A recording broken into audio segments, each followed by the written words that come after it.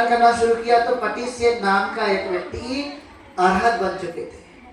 ये चीजें हमें ध्यान में रखना जरूरी है कि ये सब कहां से आता है, जब हम खुद प्रैक्टिस करते आचरण करते हैं। ये करना जरूरी है। इसमें डरने की नहीं कि मुझे कम आता है, किसी को ज्यादा आता है, इसमें भयभीत होने की जरूरत नहीं है। कोई ज्ञानी हो सकता है, जैसे आपने देखा ना, अपना धम्म समुद्र के समान है। समुद्र में कितने तरह के रत्न होते हैं, अलग अलग चीजें होती है। उसी तरह से समाज में या संघ में भी अलग अलग तरह के लोग देखे जाते हैं। कुछ बुद्धिमान होते हैं, कुछ सामान्य होते हैं, कुछ प्रैक्टिस पर जोर देते हैं, कुछ लोग तो बोलते भी नहीं है, लेकिन अपने वो धम्म प्रैक्टिस पर क्या करते हैं, जोर देते रहते हैं। तो वो जरूरी है। और फिर दान की प्रैक्टिस बहुत जरूरी है।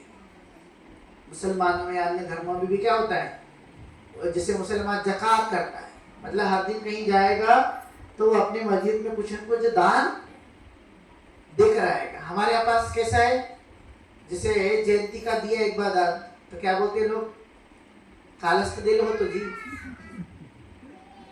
अब कालस्त दे लो होते जी बोला आपने, वो आपका दान नहीं है। दानम ददंतु श्रद्धाय, मतलब श्रद्धा से दान किया जाता है, श्रद्धा से किया जाता है, उसके बारे में बोला नहीं जाता। ये तो लोग बोलते हैं, जैसे महाबोधि महाविहार के मुक्ति आंदोलन के लोगों ने दान दिया, तो क्या करते लोग, दान का वो लेके बोलते हिसाब। कई लोग आपने वीडियो में सुना होगा। तो दान श्रद्धा से दिया जाता है, उसके बारे में कुछ हिसाब नहीं दिया जाता है। हिसाब तो कमेटी करती है। जो कमेटी को आपने दिया वो इंटरनल, जो भी उनके मेंबर्स होंगे 10-12 जितने भी होंगे, वो हिसाब करते हैं उसको, कैसे कहाँ खर्च किया है, कहाँ नहीं किया, कितना आया गया, वो सबके लिए नहीं होता है। लेकिन एक बात जरूर हमारे मन में आना चाहिए कि मैंने जो भी दिया है वो क्या दिया, श्रद्धा। श्रद्धा के सामने सब कुछ फीका है।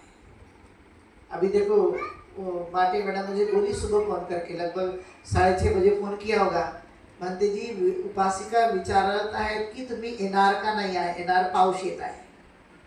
तर मी म्हटलं त्यांना की पाऊस आपला काम करता है, मैं अपना काम करें, क्योंकि मैं पाऊस को रोक नहीं सकता, लेकिन मैं आ सकता हूँ, ये मेरे हाथों में है। मुझे कोई रोक नहीं सकता आने की, आप मत जाइए।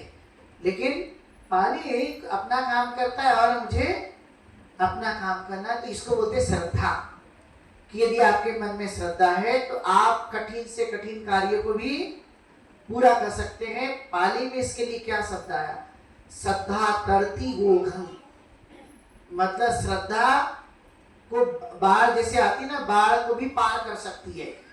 लेकिन क्या होनी चाहिए, श्रद्धा होना चाहिए। तो बुद्ध ने क्या कहा कि वैशाली में जब बहुत आपातकालीन स्थिति आ गई थी, बहुत लोग बीमार पड़ रहे थे, हजारों की संख्या में वो लोग मर रहे थे, तब तथागत ने कहा कि क्या करना चाहिए।